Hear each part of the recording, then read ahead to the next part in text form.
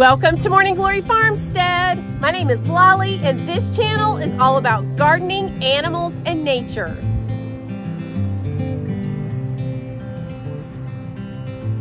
This footage was taken just this morning.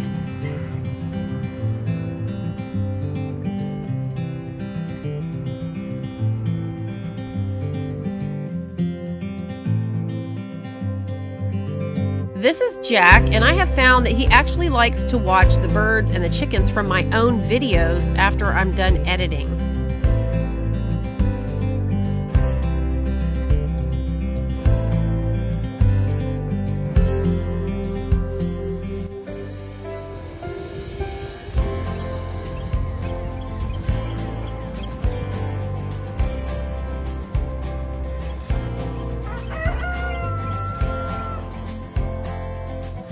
This is the male now because he's got the ruby colored throat.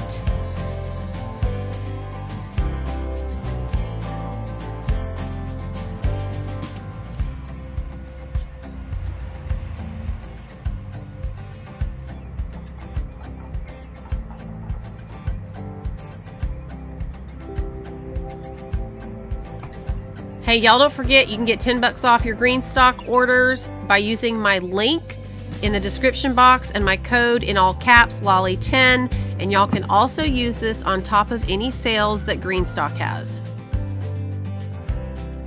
All right, looks like she's still laying. I'll come back later. Y'all, I have 5 of these chicken coops, and they each have these nesting boxes in the side. They're super easy. If y'all are interested in chickens, check out my video on the omelet igloo. All right, you guys, I'm starting this one off a little bit differently than I have in the past, but you guys know that animals are a huge part of my life. I have done so much rescue for cats and dogs, and this is Sneaks. He actually showed up on my property in 2018 in horrible, horrible condition. Took him in. He became the sweetest, most gentle, loving cat, a comfort to some of the other cats that have been rescued. And I woke up 2 days ago and he was laying there just looking a little bit different. And when one of the dogs walked up to him, he did not move, which is very unusual for him. So I knew something was going on. I immediately got him and started driving to the vet, stopped off to get some coffee really quick because this vet is notorious for, several hour wait or whatever.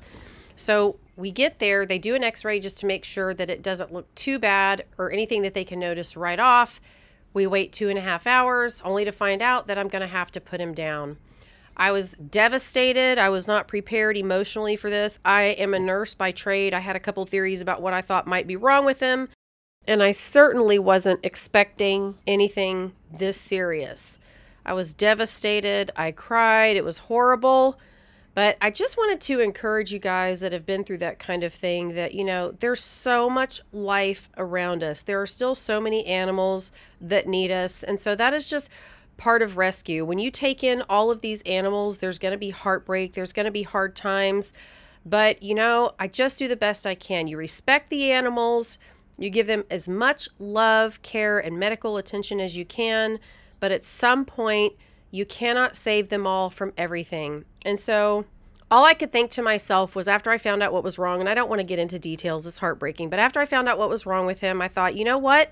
At least he was here. Because if he had been out somewhere just on his own like he was, he would have died a very slow, horrible death. And so it was one of those cases where it was merciful to have him put down, as sad as it was. And you guys, I just don't think there's any way really to prepare for that. I'm very attached to all of my animals. I'm a super empathetic person. I'm a caregiver. I put myself in other people's shoes. I put myself in the shoes of animals. It doesn't matter what kind of animal it is. It could be the smallest creature. I always think if I was that creature or if I was that person, how difficult some things would be. But I just wanted to show you that I still have all of these other animals that still need my love and my attention. But I wanted to just give a shout out to Sneaks, who is so precious, and just to say that he is no longer with the family. I have shown him in some of my videos in the past. He is the huge, really big black fluff ball. So I just want to say, if others of you have gone through that or are going through that, I totally understand. And, you know, as sad as it is and as much as I miss him, we just keep celebrating the life around us and helping those that we come in contact with, whether that's people or animals.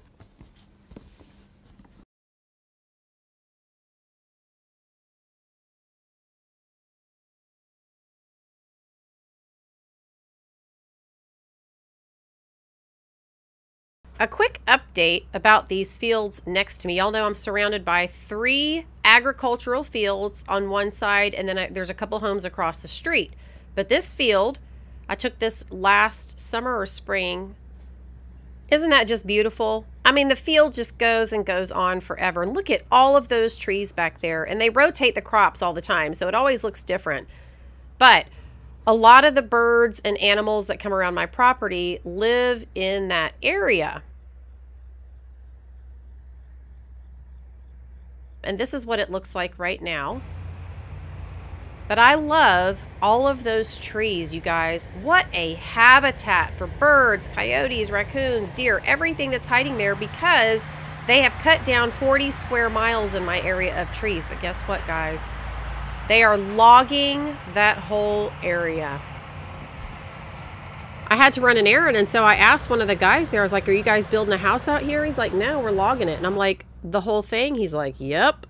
Ah. Looks like I'm going to have to put up about 5,000 birdhouses on my property to make up for all those trees. Y'all, they are just running out of room in this area. The animals are so displaced. I'm not blaming him for wanting to log his own property. That's his prerogative. But y'all, it is serious business with all the housing developments going up too. We're running out of room for wildlife. All right, time to get after the GreenStalk projects.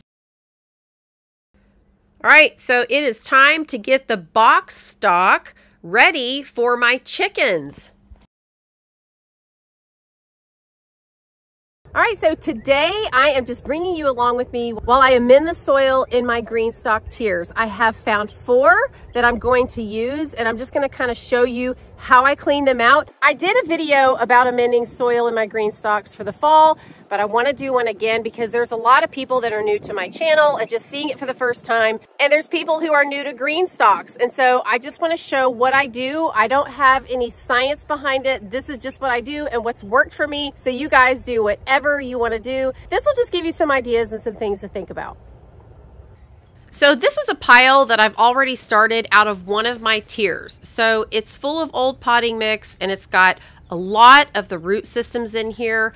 I know that some people say just leave the root systems in when they're gardening, but I think my brain, when it comes to using a GreenStalk, says, okay, I've got limited space in each pocket, and I don't really have room for all of these roots, or my new vegetation isn't going to be able to put down roots very well. So I do get out all of the big chunks. I don't leave them in. If you're just amending the potting mix, of course you're going to find some in there, but I don't want any big clumps. So I get all of those out. So let me take you in here and we'll look at the tier that I've already done.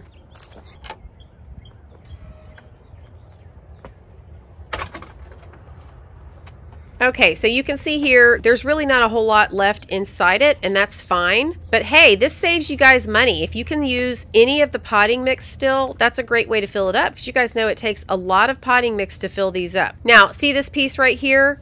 I saved this in here because I wanted to show you. That was actually sitting right over the holes at the bottom.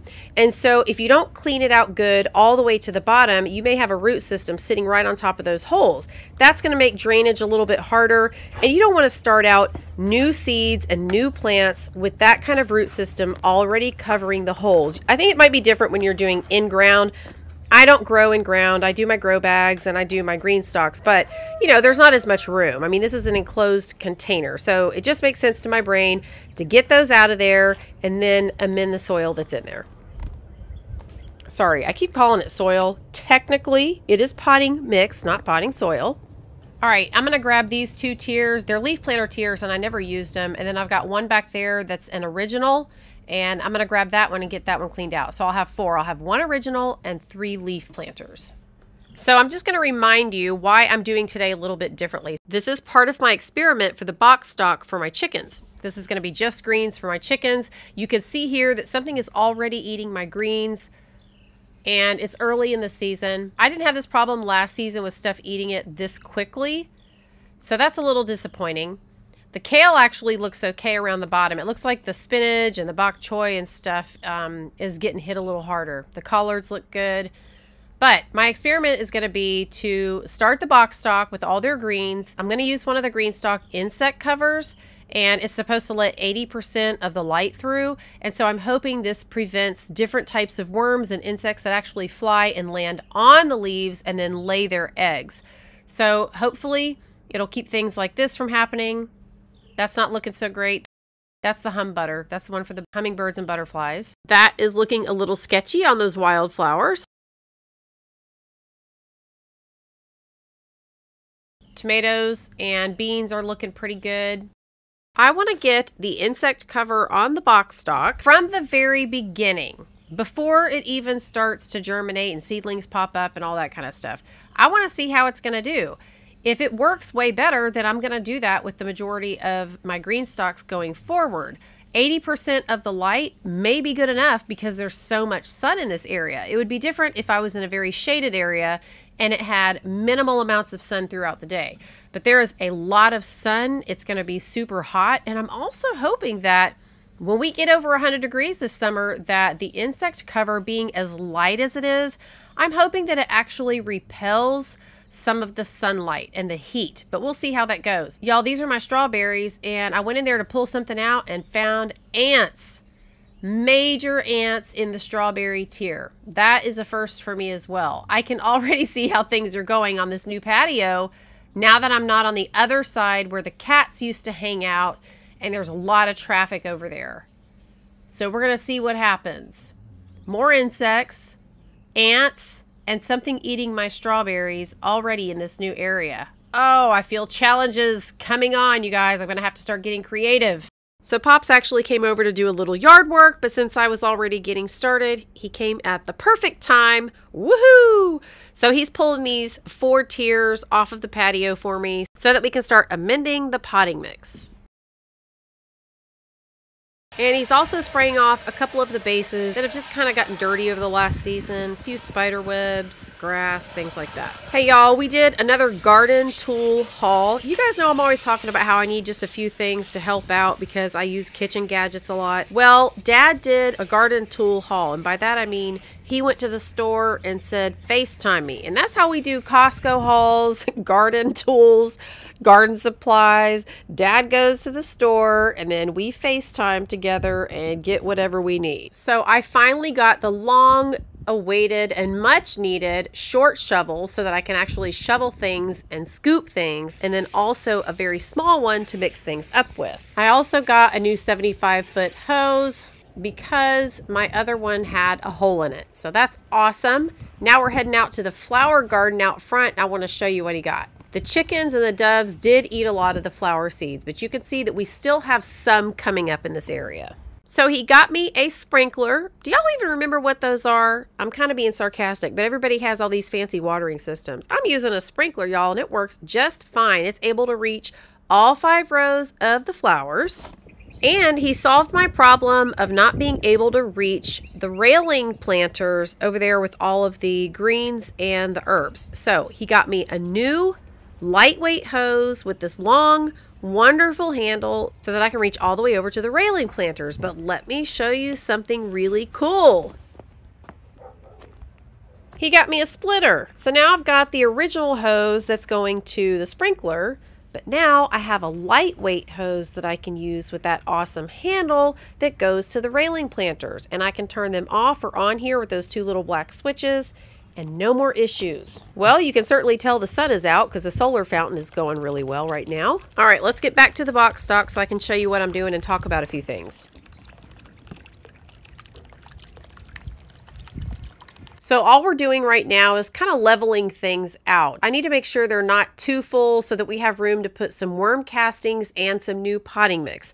Now, I've done it a variety of ways in the past, but today I'm keeping it really easy on both me and Pops here, and all we're doing is leaving the old potting mix in the bottom, putting worm castings on top of that layer, and then we're going to put the new potting mix on the top. So I'm not even going to mix it up like I normally do. I'm going to save myself the effort because here's where my brain is going with this. We've got the filler in the bottom by having the old potting mix. We've got the worm castings with the nitrogen in there so that by the time the roots get there, they're going to get some replenishment of that. And the new potting mix has everything that it needs. And over time, all of that's just going to kind of wash down into the tier. So I'm really not feeling the need to get in there and mix it up, which is what I normally do.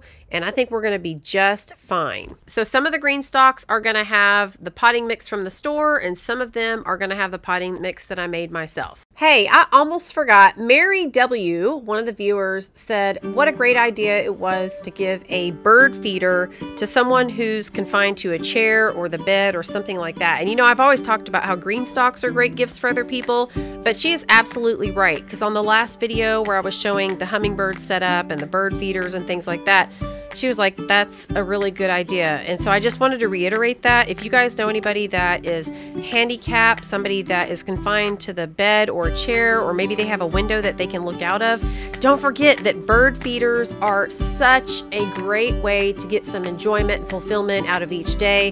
And they even have some that have suction cups that you could set right on the window. So y'all check those out if you know anybody that could use a little bit of joy in their life like that.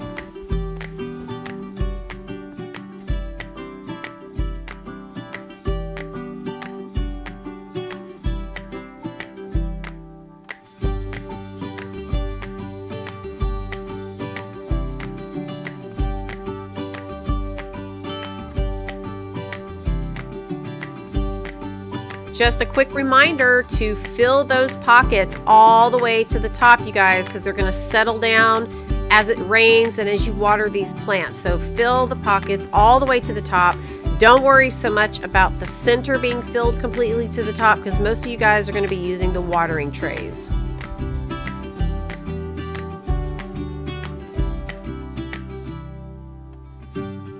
Okay, so now that I'm actually able to put the green stalks on the patio, I'm moving these over here before we add the water this time, because you guys know they get super, super heavy after you add the water. So you want to make sure that you get them where you want them, at least as close as possible, so that you don't have to pick them up again. Boy, this is a really short tier compared to what I'm usually working with. I've got a couple 4 tiers, but they're the originals. They're a little bit taller. But I'm going to give it a good spray, and then I'm going to add my seeds. Now, the one on the bottom is the biggest. That is the original tier, and I'm going to put the kale in that one because the kale has really large root systems compared to the other greens. So we'll give that one a little bit more room. All right, y'all, I found something in one of my green stalks that I've never seen before. I'm going to give you a few minutes to think about it, and then I'm going to tell you. If you've been watching my channel for a while, you could probably figure out what it is.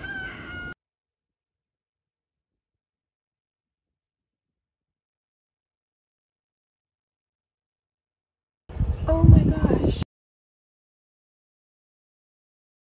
All right, while I'm in here, I'm going to go ahead and give everything else a good water.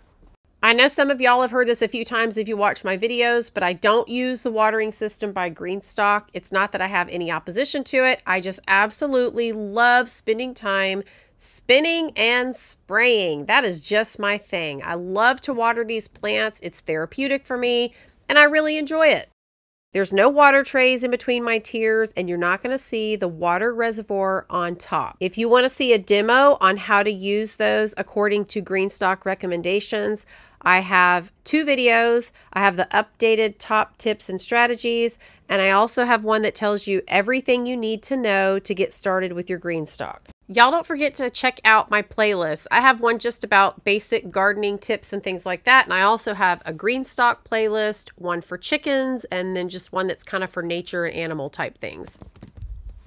All right, before I plant my seeds, let me show you what I found in one of these tiers. I was like, how did this get in here? And how did this get in here? And then when I picked it up, it was an actual nest. Y'all, I saw a wren in here the other day, and they'll build inside a shoe, in your garage, anywhere. So I think it belongs to the wren. And it looks like he's just getting started, but there's an actual hole in there. All right, let's talk about these seeds. We've got some oregano, which is really good for them. Collards, 2 different kinds, champion collards, Georgia Southern collards or Creole collards, kale, Chijimisai, which is one of my absolute favorites, and spinach. So just trying to give them a lot of bang for the buck. I want them to get quite a few nutrients. There's a lot of other things that I could have grown, but these are going to give them a lot of nutritional benefits. Now, GreenStalk does recommend when you're doing greens that you can do 3 holes in each pocket. I'm actually going to do 2 holes in each pocket and put 3 seeds in each one. Unless the seeds are larger, then I'm going to do 2 seeds.